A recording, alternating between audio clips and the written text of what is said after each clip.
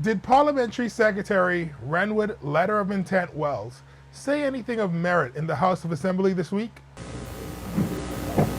No. No, he did not. The Mr. Honorable Dr. Prime Minister Hubert Alexander Minnis, Minister of Health and the competent authority, senior, since we're giving him all of the titles, came to the House of Assembly with a fresh cut, even though barbershops are closed. I cut my own hair this morning. Do we need to add barber to his resume now as well? He stopped by the House of Assembly to update us on, 1, extending the emergency orders, but also making changes to the curfew/lockdown. We're now jumping from phase 1B to phase 3. What does that mean? The Prime Minister explained that the curfew is lifted. Kinda, almost, maybe. So instead of a 24-hour curfew, you can move about from 5 a.m. to 9 p.m. during the week. Yeah, but I mean, that's how everybody been living. Now this is the new normal. So the curfew is lifted? No. Be home by 9. Churches are allowed to have services in the sanctuary once they stay 6 feet apart, wear masks, stay in their seats, skip Sunday school, serve communion in disposable cups, and only have one offering station. I guess that was better than them having it in the parking lot. Personally, I think the people who are complaining about the parking lot services are just mad because the church don't have a parking lot. Zion! High-risk people are still asked not to attend. High-risk meaning old people and sick people. You know, the people who want to go to church. I mean, it's really sad because church for old people is like a Vybz Kartel concert. But just like everybody else, they're going to have to settle for a live stream of Buju Banton and Bounty Killer. Sorry, I mean Prophet Lawrence Earl and Maddie Nottage. They all go to the same tailor, so I mixed it up by mistake. That's on me. While in the House of Assembly, Vaughn Miller reluctantly questioned why the government is only allowing church services from 7 a.m. to 1 p.m. on weekends. And that's when it hit me. Only Anglican people complaining about this weekend lockdown? Because, I mean, if you grew up Baptist or Church of God, Pastor them already had you locked down in church all Sunday anyway.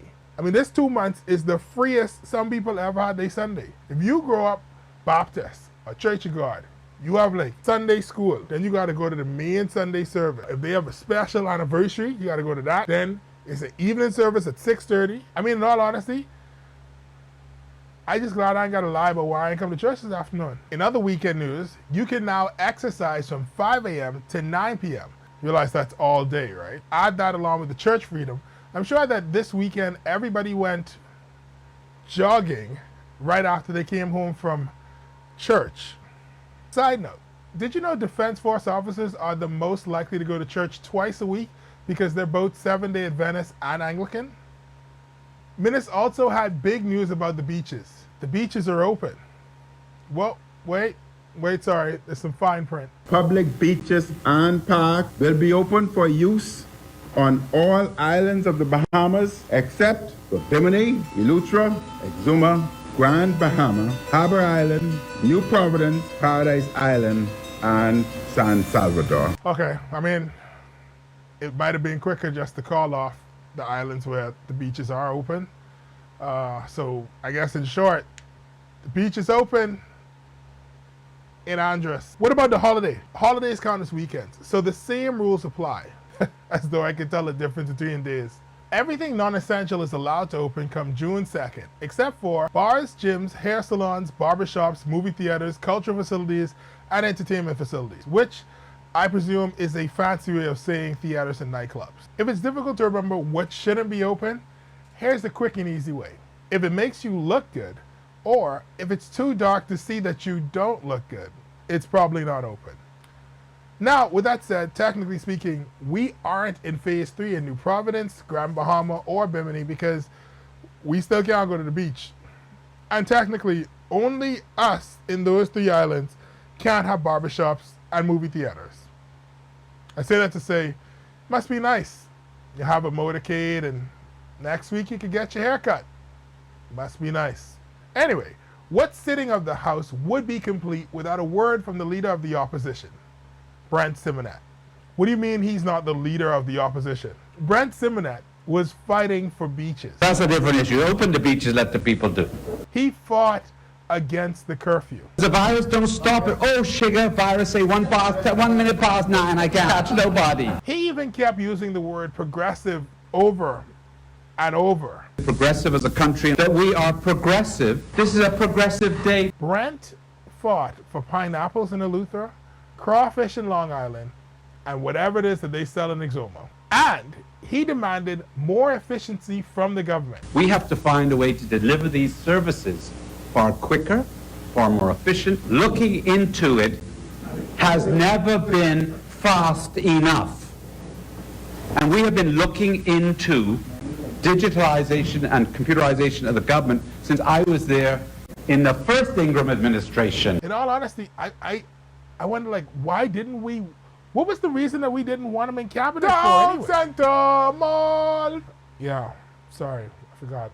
Finally, you've probably seen this video floating around on the internet. Remember, the crack epidemic came from the Bahamas. Now, I can't find the original, but it wouldn't surprise me if Joe Biden said this. And initially, when I heard it, I was upset because clearly they were asking him a question on the major part that he played in heavier sentencing for crack in black neighborhoods than powder cocaine in white during the 80s. My feeling is, if this is about your past mistakes, just leave the Bahamas out of it. Then somebody pointed to a study done by Dr. David Allen, recognizing that crack cocaine was an epidemic in the Bahamas years before the Americans acknowledged that it was a problem in their own country. Now, does this mean that we invented crack? No. It means that we were the first to recognize that it was a problem. Honestly, the average Bahamian don't know how to make tartar sauce from scratch. Joe Biden is out here trying to make it sound like we invented the greatest drug of all time. You realize that crack is so influential a drug that you measure other drugs by it. You either say it's not as bad as crack or it's worse than crack. I'm supposed to believe that in the 70s, we were so advanced with chemistry and ingenuity that we figured out a way to make crack cocaine. This was before Migos was born. So we would have had to be doing this from scratch. But the longer I thought about it, the more I realized, wait, it doesn't matter if I think we invented crack. Joe Biden thinks that we have the genius and the ingenuity to invent crack. Everybody online thinks that it's possible that we could have invented the greatest selling drug of all time. Only me was underrating Bahamians because you knew that we had the ability to create something world-changing. So I come to you once again, my people, and I ask you to use your crack ingenuity. Let us create greatness.